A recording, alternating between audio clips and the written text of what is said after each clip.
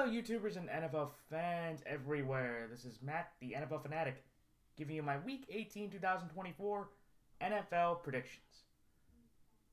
Well, for the Fanatic this week, I wanted to say, first of all, everybody out there, Happy New Year! Happy 2025. It is hard to believe that we are halfway through the 2020s. Time flies amazingly when all everything that goes on. But I just want to say, everybody out there, Happy New Year to everyone. It's going to be an exciting postseason. It's hard to believe another season, my 11th season doing these predictions on this channel, is coming to an end. But I do appreciate everyone out there that has watched every week for my best overall season. And I just want to say that for the rest of the calendar year, it is a fantastic year for everyone out there. So, I did want to say, though, last week I did have another subpar spread week, but another good straight-up week. So, I started out through the week of Christmas going 3-1 through the first 4 games through Wednesday, Thursday, and Saturday. I went 3-1 through the first 4. Then I dropped the next 8 games. Every 1 o'clock game on the spread I got incorrect. And then after that, I ended up going 4-0 in the 2 afternoon games and the 2 primetime games after that. So I ended up not doing bad for as great of a start as I started with. Horrible middle 1 o'clock slate. And then the 4 o'clock games through the night ended up being pretty well. So now overall for the year, though, against the spread last week, I went 7-9. Straight up, I went 12-4. So now for overall through the year, for 256 games, I'm now 135, 116-5 against the spread. And straight up for the year now, I am 184-72. So that equals 53.7% against the spread. Unfortunately, a bit of a drop from my season high of 55%. And now 72% straight up, which by far has been the best straight up year I've had in predicting games. I am incredibly thrilled with how I've done straight up picking. And if I somehow go undefeated in the final week of the year, I could hit the 200 game threshold, which would be amazing to think about. The 200 games. So, but let me get right into my picks. I'll talk about the rest of the season as this goes on. And this is a very difficult week for most prognosticators because it is the last week of the year, and it's very hard to determine what teams are playing for who, how long teams are going to play, their starters. And I think it's going to make it a very interesting cause for the rest of the year moving forward.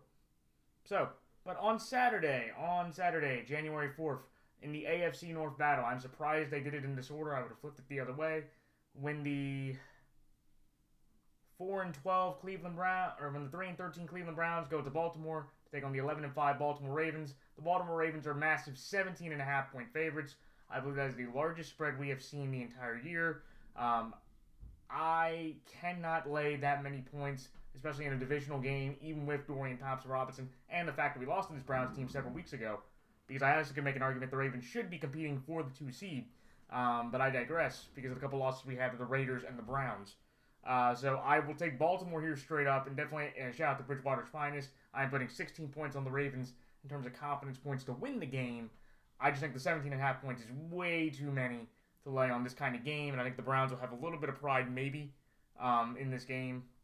Even though I know they're playing with their backups, and Denzel Ward got hurt. But I'm going to take Baltimore here straight up, but Cleveland plus 17.5.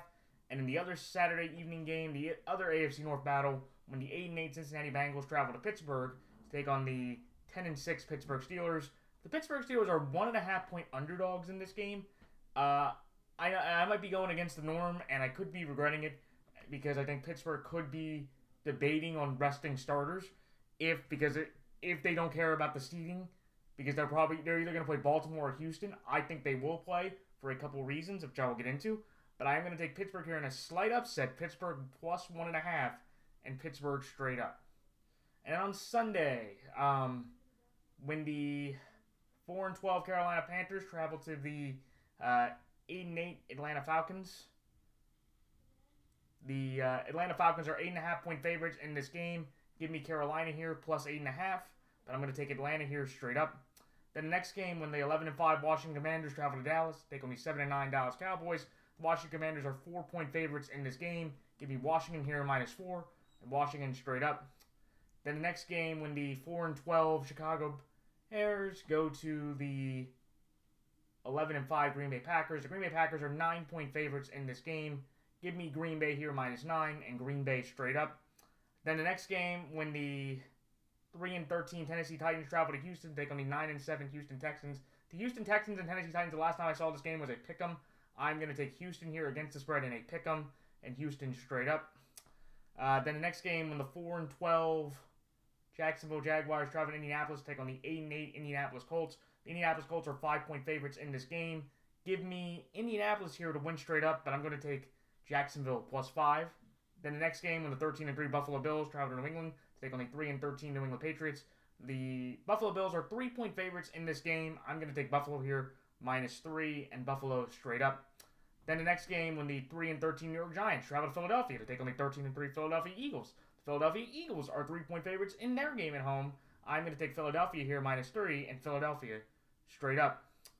Then the next game, when the 5-11 New Orleans Saints travel to Tampa Bay to take on the 10-6 Tampa Bay, or the 9-7 Tampa Bay Buccaneers. Tampa Bay Buccaneers are 13-point favorites in this game. Give me Tampa Bay here -13 and Tampa Bay straight up.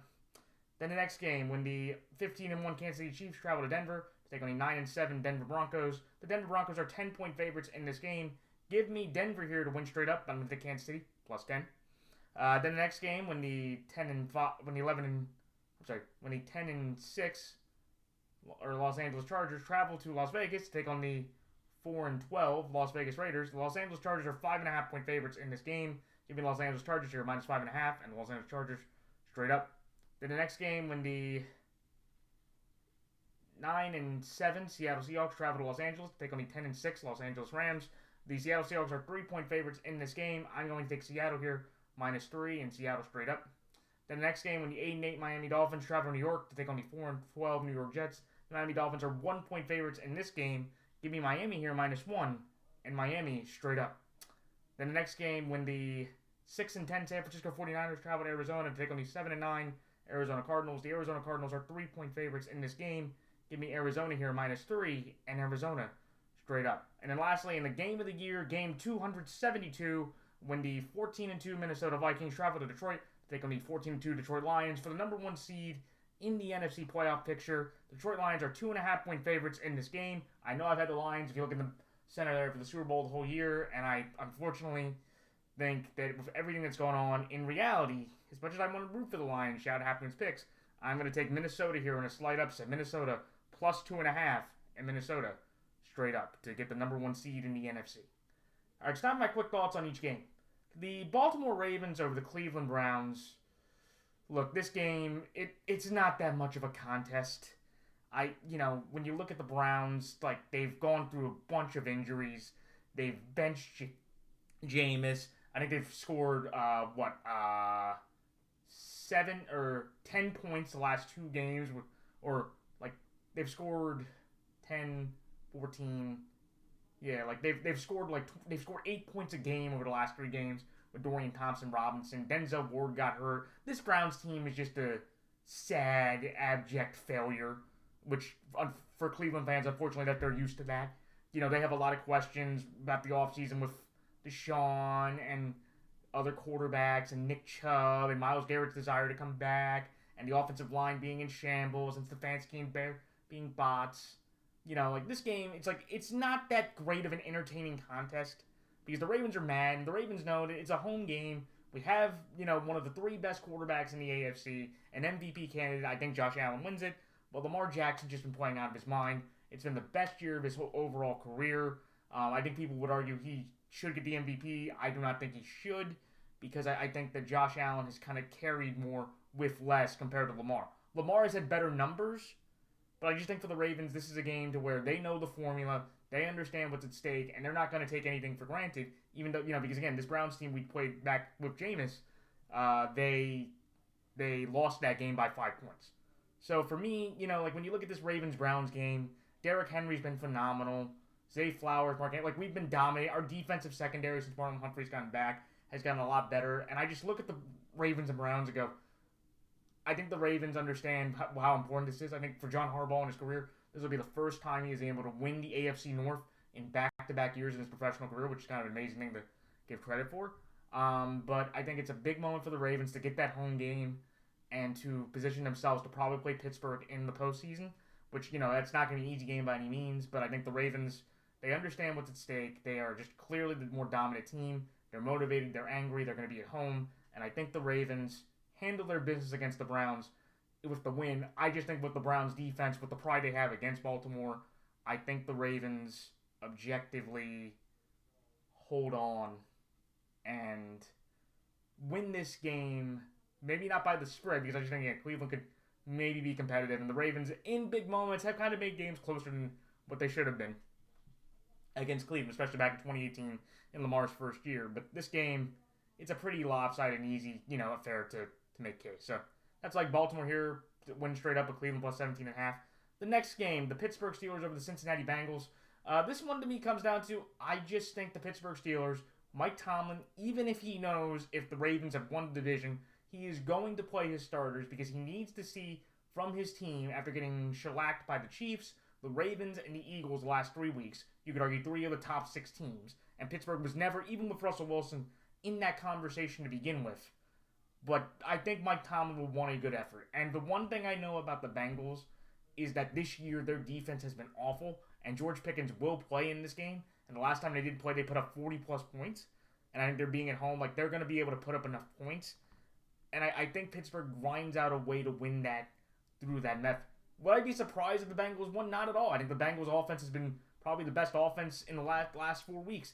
T. Higgins they've been 7-4 with T. Higgins, 1-4 without him, so he's definitely shown his value. But I think the Bengals understand what kind of games they're going to be in. I just think the key difference is Joe Burrow going to turn the ball over? Because that's basically the games that they have lost. Essentially, he has had 1 or 2 turnovers that cost them the game against quality, against solid competition.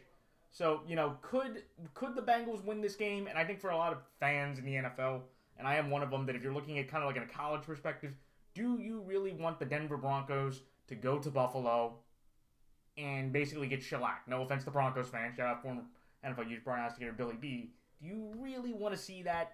I don't.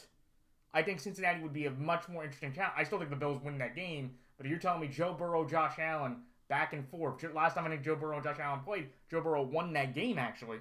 So, I think that's more of the entertaining market value there. I think, again, unfortunately, it's not in Cincinnati's hands, but I think for the Bengals, they understand that this is an important moment that they can control what they can control. And I think for Pittsburgh, it's going to be a massive amount of questions if they go on a 4-game losing streak or if they can't secure at least the 5 seed and get to play Houston and maybe end the playoff streak. I think after they play Houston, I think, and I might spoil things here, but depending unless a significant injury happens, I don't think Houston wins their first playoff game if it's the Chargers or the Steelers. Either way, I think the road team wins that game. I just think for Pittsburgh, that's going to be a good boost. I just look at it saying, I don't know if you're Pittsburgh, I think you could rest and try to get ready, but I think knowing that you have to play Baltimore and probably that you lose to the Ravens again, I would rather play your starters and guarantee that you get the 5 seed, or you get the 5 seed and you get a better chance to beat a banged up and injured Houston team. And for the Bengals, look, it's a great year for the offense. Joe, Jamar, Triple Crown winner. T. Higgins has been phenomenal. Chase Brown has been great in the spurts he's been in. I look at it saying for Pittsburgh, though, for Cincinnati, they have to fire Zach Taylor at the end of this year if they can't make it, because Zach Taylor got the injury excuse this past year since he had Joe Burrow, and they basically wasted the leading sacker, the leading receiver, and the leading quarterback in the NFL in most statistical categories. With Zach Taylor's 2 losing seasons already on his docket, by the way, I think the Bengals need to fire Zach Taylor, and that Bengals job becomes instantly the best job in the NFL because of Joe Burrow and his ability. I think there are other factors that you could be concerned about, but I think if the Bengals job becomes open, that's the one job I'd want, because that's the best quarterback you can have, and if you can build around other things, you can win. So, Should be a great game. I think Pittsburgh plays their starters. If Pittsburgh doesn't, I'll take Cincinnati. But I think Mike Tomlin is going to play his starters because I think he wants a good performance to give them some momentum after the 3-game losing streak they had. So, but that's all. Like Pittsburgh here, plus 1.5, and Pittsburgh straight up. And like I said, if Mike Tomlin says, hey, Russ or Fields is getting the start, you could argue Fields, it's going to be kind of like Doug Flutie and Rob Johnson back in 98. If Justin Fields plays well against the Bengals and they win, people are going to question, wait a minute, what do you do in the playoff game? And I think that question would be valid, especially over the last few weeks. So that's all. Like Pittsburgh here, plus 1.5, and Pittsburgh straight up. The next game, the Atlanta Falcons over the Carolina Panthers. This one to me comes down to where I appreciate what Carolina's done, and I was a fool last week to trust them against Tampa with the 8.5 points. I think the Atlanta team is a very different team, especially with a rookie quarterback, where Bryce has been a little bit better than Penix has. Bryce has at least 15, 16 starts. But just looking at these two teams, Atlanta played a solid game. They got a 10-point lead. Their defense made some big stops at the end. But Jane Daniels was just a little bit too much there. But I think Bijan should run the ball very well. Drake London and Pitts should have solid games. And I like what Atlanta's doing. Again, their big story of the year, though, is going to be Kirk Cousins and also Raheem Morris's inability last Sunday to manage the clock in one of the more crazier and bizarre ways to end the game. But I look at this Atlanta team, and I go, okay, you choked away the postseason when you gave up you swept the other rival, and you went on a 1-4 or a 1-4 stretch with Kirk Cousins.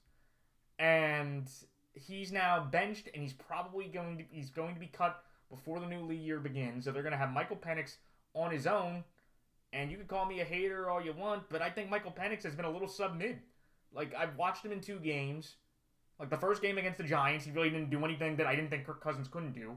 And I guess the best thing that I could say about Michael Penix is he threw great out routes against the Commanders, and he had a clutch moment. So that's huge. And you could argue, again, Raheem Morris definitely deserves more of the criticism because he botched the clock. That I don't understand why these coaches in the NFL can't understand how to run the clock to get a better shot because you didn't have Young Hoku, who I don't think would have made that kick either of his history this year, but you had Riley Patterson, whose biggest weakness is his leg. It's not Joey Sly. In that moment, you'd rather have Joey Sly than Riley Patterson. Joey Sly and Riley Patterson are basically the exact opposite. Riley's a very accurate kicker. He just doesn't have the leg. Joey Sly has a cannon of a leg. He's just not that accurate, and that's what you would need in that regard. Remember, Joey Sly tried a 66-yard field goal early in the year and missed it by about a yard. So if you had Joey Sly, that kick probably, I don't know if it's accurate, but it would have been much further and would have been able to go through. But, I look at this Falcons game and I go, okay, the Falcons, with their running game, with their defense, which has played better, I think they should be able to beat a Panther team that has been, better. It's been more competitive in more weeks than not. I just look at it saying, I think Atlanta, they'll grind out a way to win because they know that, they still have a possible chance. But I think Carolina, with that rookie quarterback idea, I think they should be able to cover that spread. They should be able to. We'll see. But, interesting divisional game, but, All right, but that's why I like Atlanta here straight up, a Carolina plus 8.5. The next game, the Washington Commanders over the Dallas Cowboys. This one to me comes down to where the Cowboys basically just quit. I think the Cowboys, that was a bad mistake by me. I thought Cooper Rush, and for about the first quarter, I was like, okay, it's 7-7. Cooper Rush had that touchdown to Tolbert, and everything was going to be fine. After that, it all just went downhill, and it was a steamroll by the Eagles, who finally swept the Cowboys for the first time in 13 years. I thought he played a great game, and I think the Cowboys, they are going to fire Mike, they're going to let Mike McCarthy go and that coaching staff go. I think that Cowboy job is one of the least attractive because you have Dak at that price, and you have the idea with that. That Cowboy, they don't have a running, or they have Rico as a running back. They have one legitimate receiver. They have to pay Micah Parsons. Trayvon Diggs has come out of an injury. There's a lot of problems with the Dallas Cowboys that you're just stuck in the mid. To me, though, when I look at this Commanders-Cowboys game, I don't know if Dan Quinn is going to play his starters or not. Dan Quinn seems like a guy with his Seattle background, and he'll just want to play, because you can make the argument right now they are the 6th seed, and they probably would rather want to play the Rams or the Bucks then they would have to play the Eagles for a third time. Even though I know people could say, well, the Commanders did beat the Eagles just a couple weeks ago, but that was with Kenny Pickett, who did okay. But if Jalen Hurts is healthy, which he should be by, the end of, the next couple weeks, the Eagles should win that game. But I think for the Commanders, even with Marcus Mariota, even if you took out Terry and all that, I think this Commander team with Cliff Kingsbury at the offense, because you saw it against the Titans, and I know the Cowboys are better than the Titans. I get that. But I think Marcus Mariota can win that game with the backups. Especially with Cooper Rush of how he's playing. I think the Commanders go into Dallas and get a nice quality win. And also, I think they're mad at what happened. They're mad that basically that the Cowboys went into their stadium and had a wild finish that, they should have won that game. And they really should have, or they really should have been able to win due to that crazy touchdown to Terry McLaurin and the botched extra point. So, to me, Washington here, I think, I don't know if they're going to play their starters or not. I'm not going to, in this decision, fret it either way. But I think the Commanders, better offense. Kingsbury can run the offense to Mariota. And I think the Cowboys, even though they could maybe move the ball on them without CeeDee Lamb, it was really hard. And I think the Commanders, with their defense, knowing that CeeDee Lamb's not going to play, and knowing that they don't have Zeke, I know Zeke wasn't that important this year, but I think the Commanders go into Dallas, get a nice, comfortable win. In an atmosphere where Dallas has not won that many games, I think they've only won 2 games at home the entire year.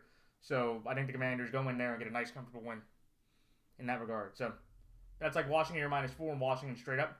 The next game, the Green Bay Packers over the Chicago Bears. Chicago, just a sad franchise. Caleb Williams,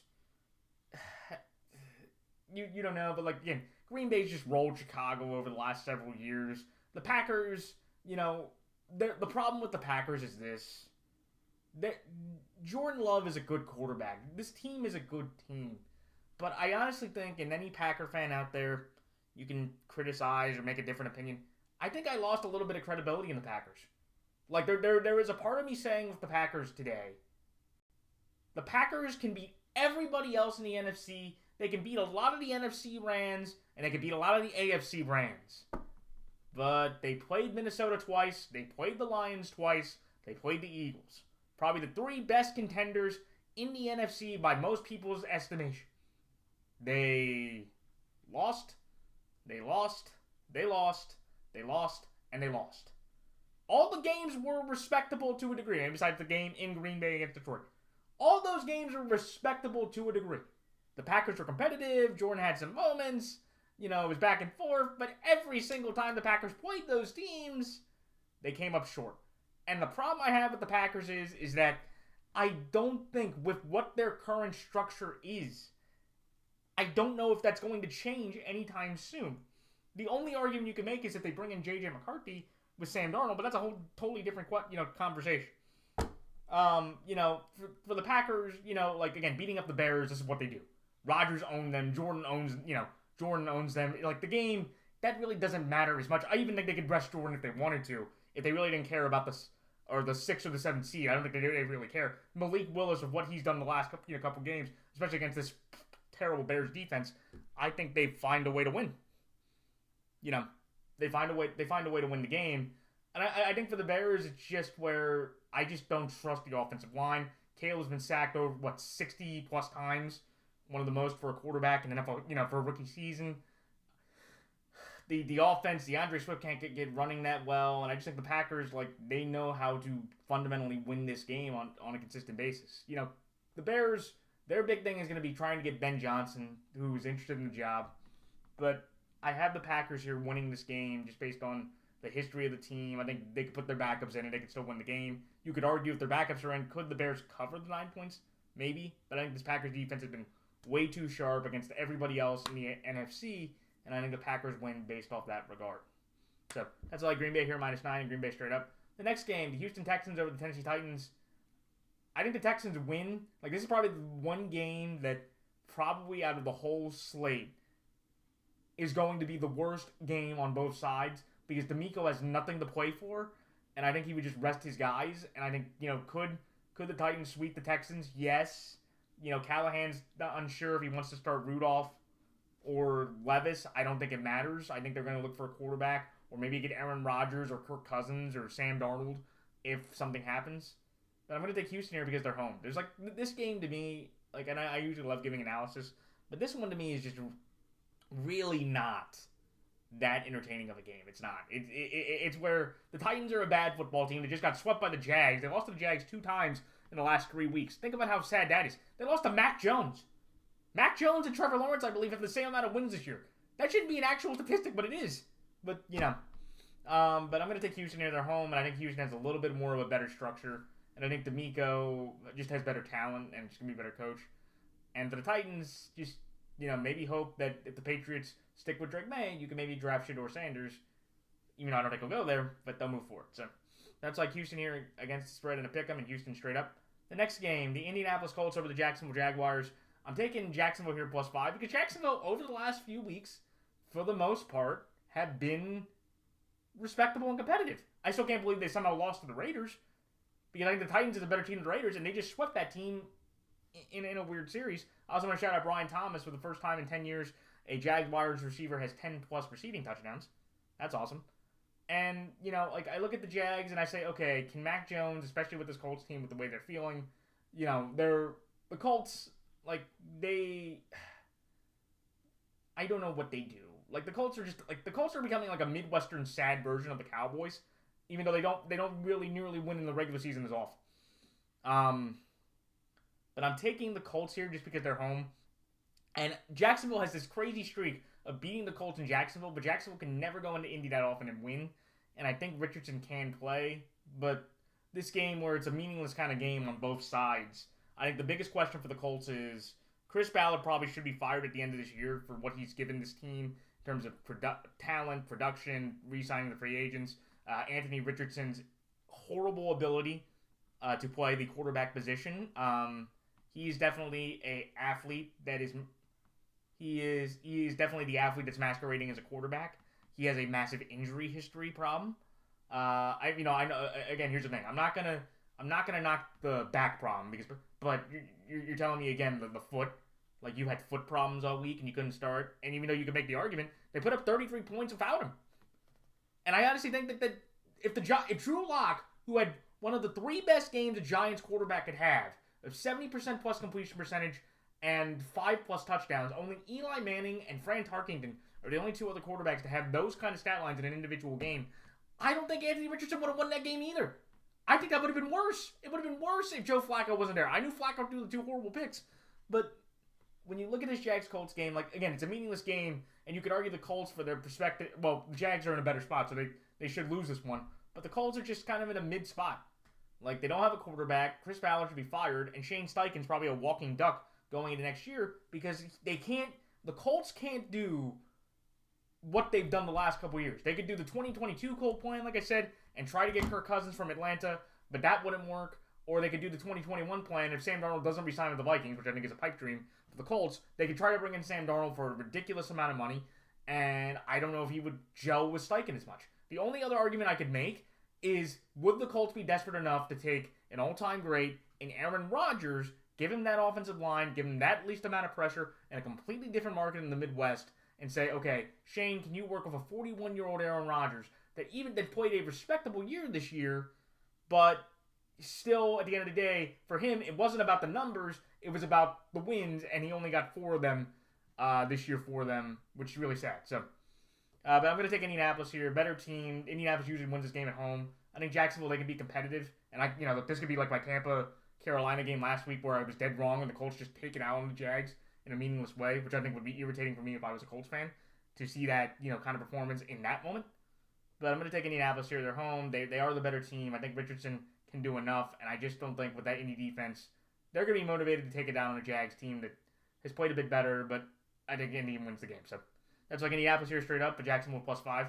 The next game, the Buffalo Bills over the New England Patriots. I think the Patriots, they quit against the Chargers. I think the Bills are the better team even with their backups. And I think they, grind out a tough win with their backups. I think the Bills can win with their backups with Trubisky.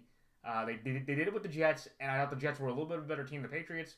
So I think the Bills can definitely do the same thing. So that's like Buffalo -3 and Buffalo straight up. Philadelphia over the Giants, same concept. I think the Giants, they got incredibly lucky, and you can make the argument they had the worst win in franchise history because it knocked them out of the number 1 pick. And if you can make the argument that the Titans and Browns take quarterbacks, the Titans and Browns take Shador and Cam Ward, and then the Giants don't get a quarterback, and they have to take the best non-quarterback, that could be probably the worst win in the franchise's recent history. But I think with the Eagles, and the other key thing I want to take in the Eagles is I think the Eagles will let Saquon Barkley attempt the record. As soon as he gets the record, he's out of the game, but I think the Eagles, if he wants to break it, if Sirianni allows him to, I think the Eagles can, go in there and win. And also, I just feel like for the Giants, that was just a cold team that just couldn't handle anything. The Eagles are just more prepared and just have better depth to win this game.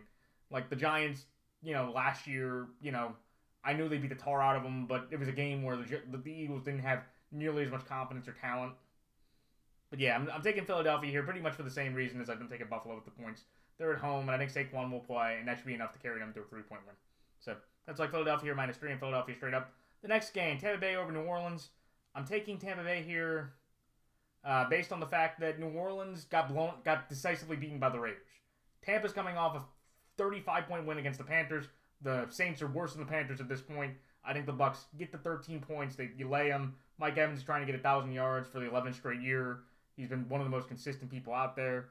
I think Tampa just rolls over the Saints in an easy game that pretty much ends the Saints' misery. And I will give you a hot take for the 2025 season. The number 1 pick in the 2026 NFL Draft will belong to the New Orleans Saints. Book it today.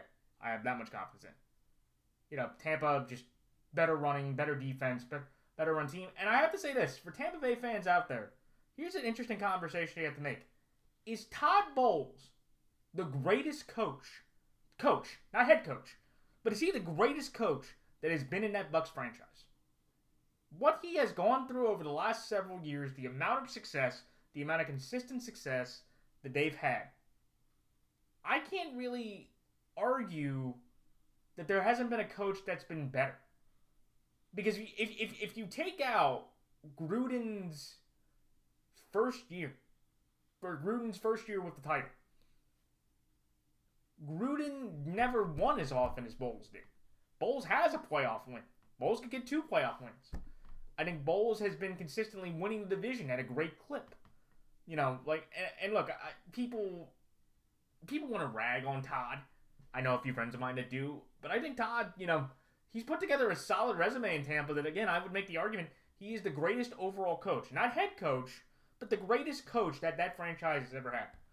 From 2019, when he came with Arians, and the amount of success he's had as the defensive coordinator, to the head coaching position today, to what he's gone through with some of the assistants he's had with Baker and with Liam and all that. I think Todd has earned that maybe honor to be the greatest individual coach that franchise has ever had, But Tampa Bay, New Orleans, I think New Orleans, they're just Spencer Rattler's not the answer. The Saints have too many wins. They're just in a horrible position to where they're going to cut Carr. They're $60 million over the cap anyway, and that's just a horrible position to be in. So I think the Bucs at home, understanding the level of competition they had, knowing the talent gap they had, and seeing what they did against the Panthers after choking the game against the Cowboys, I think they roll over the Saints to get into the NFC South for the third consecutive year under Todd Bowles. So job well done to Todd. So that's all Tampa Bay here -13 and Tampa Bay straight up. The next game, the Denver Broncos over the Kansas City Chiefs. I'm taking Denver here because Casey's going to rest most of their starters, but I will take the Chiefs +10 because I think the Chiefs can hang around with Carson and with some of their backups. Carson Wentz a couple years just last year in a game against the Niners backups beat Sam Darnold in a huge backup game, and then the year before in Week 18 played a pretty good game against the Jags where he played okay enough that they won that game. I didn't really blame him in 2021 for that moment, so I think the Chiefs can still be competitive. I am rooting for the Broncos in that regard because I do not want to see the Dolphins in the playoffs because I think the Dolphins are just kind of sad, especially if Tua can't play. But I think that I'm going to give the Chiefs their credit of saying with their backups they can hang around with a motivated Denver team. I think Denver at home, beating up the Chiefs backups, it'll make them feel good. It'll give Sean Payton a good progress point, and Bo Nix the most confidence that he could have through a 10-win season, which nobody expected this Broncos team to have. If you notice, I have the Broncos on the right side of my wall. I didn't even think the Broncos were going to be a relevant team at all. The Broncos and the Vikings, 2 teams I totally got wrong. And the Raiders I should have moved over, and I probably should have moved over the Saints to the other side as well. I'll talk about that in a different day. But I'm taking Denver here. Motivated team, played very well, and I think the Chiefs backups of how many starters they rest, I think that the Broncos win the game and they get in. So, and their reward will be getting shellacked by Buffalo. So that's like Denver here straight up against City plus 10. The next game, the Chargers over the Raiders. The Chargers with Jim Harbaugh, I feel like he's just going to play his starters. He seems like a Dan Campbell type guy. He doesn't care. The Chargers can just basically run the ball effectively. They can pass well, and the Raiders are just the Raiders. Like you're gonna have more Charger fans in that stadium. The Raiders, they got back-to-back wins. That should be enough to keep Antonio Pierce's job. But I think the Chargers, they're gonna just play their brand of football. Jim Harbaugh, I don't really think believes in resting guys, and I think they still have to play for something. I think they want to keep that 5 seed or the ability to have that 5 seed. And I guess the argument would be for me is if the Steelers win, maybe I would change my spread pick. So I guess maybe I think the Chargers. I don't think Harbaugh's going to rest the starters regardless, but I will put that caveat out there. If the Steelers win and the Steelers are locked in the 5 seed and the Chargers are basically locked in their spot at the 6, I don't know if Harbaugh would play him.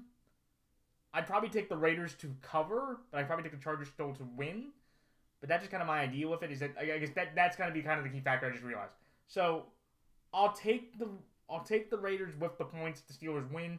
If they don't, and the Chargers have the opportunity, I think I'll take the Chargers. I'll keep the spread pick because I think the Chargers want to have that 5 seed regardless. Because I think that again that's the easiest one to get that's the one team that will get a road win in the first round this week. In the AFC side, honestly, I think you could argue the NFC. I think the only other argument you can make in the NFC is could the Commanders beat the Bucs? I think the Commanders are the only other team that could do that because I think the NFC runner-up, the NFC North runner-up should beat the Rams regardless. Maybe, but that would be interesting. But I'm going to take the Chargers here. I don't think Harbaugh rests his starters. I think they play a good enough game, but if he does, I'll still take the Chargers to win, but I'll take the Raiders with the points if the Steelers win and they're locked in the 6th seed. So that's like the Chargers here minus 5.5 and Chargers straight up. The next game, Seattle over the Rams. The Rams are going to rest some of their starters. That was enough for me. I think Seattle, they basically did what I thought. They were going to be competitive around the 9-win threshold, maybe get in the playoffs. Mike McDonald's a good coach. A winning record is always great for a first-year head coach. The defense has played very well. They have good offensive pieces. JSN of a first 1,000-yard season. But for Geno Smith, it's time to move on from Geno Smith. That's easy as that. So, could the Rams win? Maybe. Jimmy Garoppolo. But if you tell me Jimmy G with the backups against Geno should be able to go into LA and win that game. It doesn't matter for the Seahawks because they're out of it. But that's like Seattle minus 3 and Seattle straight up. The next game, the Dolphins over the Jets. I'm taking the Dolphins here. Just because I think the Dolphins have more pride and they're playing for something. The Jets, just after the way they looked against Buffalo, I looked like a dummy taking them with 10 points. I thought in a tough divisional game, how they played before, how they played at home, I thought maybe the Jets could hang on. It was pretty much over after the safety, and I think Tua will play, and I think that will be enough to win that game. Could the Jets win? Sure, because you're telling the Dolphins to go out into the cold in New Jersey, and they can't really win if it's not 60 degrees or lower that often. And the Dolphins, if it's Tyler Huntley again, they could maybe lose to the Jets. But I think the Jets just are pretty much checked out. And I think the Dolphins have enough pride with their talent and their consistency that they'll play a good enough game to win in New York. So that's like Miami or -1 and Miami straight up. The final 2 games, Arizona over San Francisco. Brock Purdy is out. He injured his elbow in the 4th quarter. I thought he played a pretty much solid game besides a couple turnovers are bad in key spots, but they did put up 34 points. Moody missed a few kicks. But I just think for the Cardinals, these are 2 disappointing teams. I think the Niners are a massive disappointment, more so just because they had higher expectations. But I think the Cardinals, getting to 8-9, they probably keep Jonathan Gannon with that record. I just think the Cardinals have a very lower ceiling than people think. And I think Kyler Murray, after next year, it'll be time to think about trading Kyler Murray in that regard. But with Brock Purdy out, I don't think Josh Dobbs, with that remaining remnants of the Niners, can go into Arizona and beat Kyler Murray in their last game to get Jonathan Gannon at least an 8-win season that gives the debate of possibly a 3rd year. So that's like Arizona here -3 and Arizona straight up. And lastly, the Minnesota Vikings over the Detroit Lions. This just comes down to very simple for me. The Detroit Lions, when they played them last, were had a much healthier defense. That Lions defense over the last several weeks, since it's been hurt, has been god-awful. 31 to the Packers, 48 to the Bills. They, every big game that they've been in, they've given up a significant amount of points. They gave up 34 to the Niners without Christian McCaffrey. Brock Purdy looked like the old Brock Purdy that we all knew. He looked like he was playing in the NFC Championship game. And there's just a point in me where, look, I am rooting for the Lions personally. Shout out to Halfmoon's Picks. But objectively, if you're looking at this game from an objective standpoint, the Minnesota Vikings have a healthier defense. Sam Darnold and Jared Goff are basically playing at the same level. And I would make the argument that, essentially, the Lions may have some better pieces here, but the Vikings, I think, have talent in that, if you look at the Minnesota Vikings, I genuinely believe that the Minnesota Vikings just are healthier, and I think they can get one more stop compared to what I believe the Detroit Lions can at this point.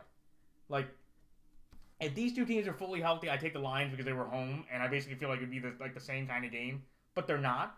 And this Lions defense has just been so bad over the last several weeks that I can't objectively tell myself, even though I'm rooting for the Lions to win, no offense to Gio Nose and the Vikings, Sam Darnold, great story, though you do have a quarterback controversy now with J.J. McCarthy and Sam. That's a whole different conversation for a different day. But if you're telling me right now, who do I believe will win this game? It's the Minnesota Vikings. The Minnesota Vikings are healthier. The Minnesota Vikings have comparable weapons, and I think Sam and Jared cancel each other out. And if you're telling me what defense will get one more stop to limit the other one, I think it's the Vikings. I do not think the Lions, I think the Vikings get one more defensive stop than the Lions can. This is going to be a great offensive game. If you're playing fantasy in Week 18, this is going to be a barn burner of a game. Because you have two of the best, probably the two best quarterbacks in the NFC this year playing. But I'm going to take the Vikings here because I'm going to trust that Vikings defense. They're healthier to get one more stop compared to Detroit Lions. I think Detroit can still get to the conference championship game. I still think, but the problem for the Lions is I just don't know. I don't think they can Big 12 their way to the Super Bowl. I don't know if they can. Like, they would have to play the Eagles again, and they probably have to play the Vikings again, and I just don't think that Lions defense today. Aaron Glenn has tried his best, but against those good teams, they can't stop a score, and I don't know if I could trust that one more time. So, that's like Minnesota here, plus 2.5, and Minnesota straight up. But those are my picks for this week. So, like, comment, rate, and subscribe. Please check out the NFL YouTube Prognosticators page for a lot of other great prognosticators like Billy B, Gio Knows, Half Moon's Picks, Fire and Brim Sports. I have my channel. They're a great duo if you look at predictions there. But that is it. So until next week, and I will do my prediction video. I'm off work this coming Monday, so I will do that video this coming Monday for Wildcard Weekend. And let's enjoy the last 16 games of the regular season. And until next time, everyone, for the postseason, this is Matthew Fanatic signing off. Until then, everyone, so long.